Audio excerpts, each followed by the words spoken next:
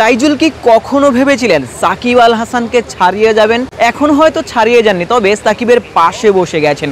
246টা wicket. সাকিবকে যথেষ্ট সম্মান তাইজুল ইসলাম দিয়েছেন, সাকিবের ভূয়সী প্রশংসা তিনি করেছেন। সাকিব যখন খেলতেন, তাইজুলের পাশে যখন খেলতেন, তাইজুলকে ইন্সপায়ার করেছেন, অনেক কিছু শেখানোর চেষ্টা করেছেন। তাইজুল আজকের প্রেস কনফারেন্সে সেটি অকপটে স্বীকার করেছেন।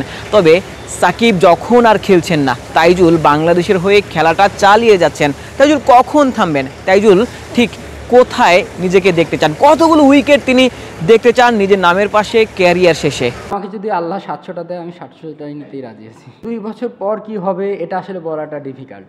বাট আপনি যখন অ্যাজ এ একটা প্লেয়ার হিসেবে আপনি যতদিন খেলবেন, আপনার পারফরমেন্সটাই কথা বলবে যে আপনি কত দূর যেতে পারবেন।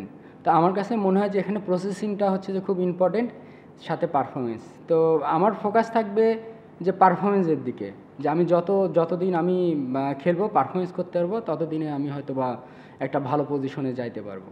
700টা উইকেটও যদি সৃষ্টিকর্তা তাকে দেন, তিনি খুশি হয়ে থাকবেন। তবে বাংলাদেশের প্রেক্ষাপটে যেখানটাতে তাইজুলের উইকেট সংখ্যা 246টা, সেটি কিন্তু এই মুহূর্তে 700তে যেতে অনেক দূর। অবশ্য 500টা উইকেটও যদি তাইজুল পান, তবুও তিনি আসলে বাংলাদেশের কিংবদন্তি লেফট আর্ম স্পিনার হিসেবে তিনি হয়তোবা তার নামটা লিখতে পারবেন। তাইজুল সাকিবের ভূয়সী প্রশংসাই করেছেন। শুনে নেওয়া যাক সাকিব সম্পর্কে তাইজুল কি বলেছেন। সাকিব ভাই যতদিন ছিল বাংলাদেশ টিমকে অনেক কিছু দিয়েছে, এবং ইন্ডিভিজুয়ালি যে আমরা পার্সোনাল যারা প্লেয়ার, ওনার অভিজ্ঞতা ছিল, উনি অনেক দিন বাংলাদেশের ওয়ার্ল্ডের 1 নাম্বার পজিশনে ছিল। আসলে একটা মানুষ তো 1 নাম্বার পজিশনে এমনি যাইতে পারে না। অবশ্যই ওনার মধ্যে ওরকম কিছু ছিল, ওরকম কোয়ালিটি ছিল। আমরা চেষ্টা করছি আর কি ওই জিনিসগুলো নেওয়ার জন্য, এবং আমাদেরকে উনি সবসময় সাজেশনও দিতে, এবং আমাদেরকে ওনার অভিজ্ঞতা থেকে যতটুকু পারছে আমাদের সাথে ডিসকাস করছে যে আমরা আসলে কিভাবে আগাইতে পারি।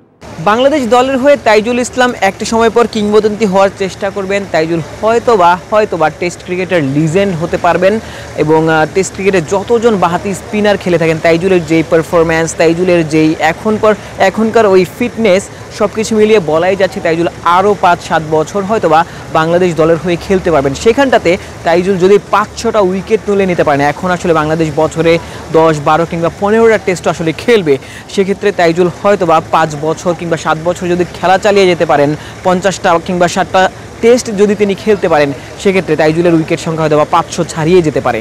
তাইজুল বাংলাদেশের হয়ে খেলতে চাইবেন। এক সময় শুধু বাংলাদেশের প্রেক্ষাপটে নয়, নাম্বার 1 অলরাউন্ডার যেমন সাকিব আল হাসান ছিলেন, বিশ্ব মানচিত্রে নিজের নামটা জাহির করতে পেরেছিলেন, তাইজুলও হয়তোবা সামনের দিনগুলোতে বাংলাদেশকে ওই লেফট আর্ম স্পিনার হিসেবে বিশ্বমঞ্চ আসলে প্রতিনিধিত্ব করবেন। সেই দিনের অপেক্ষাতেই রইলাম। আশিক সারওয়ার, নিউজ 24।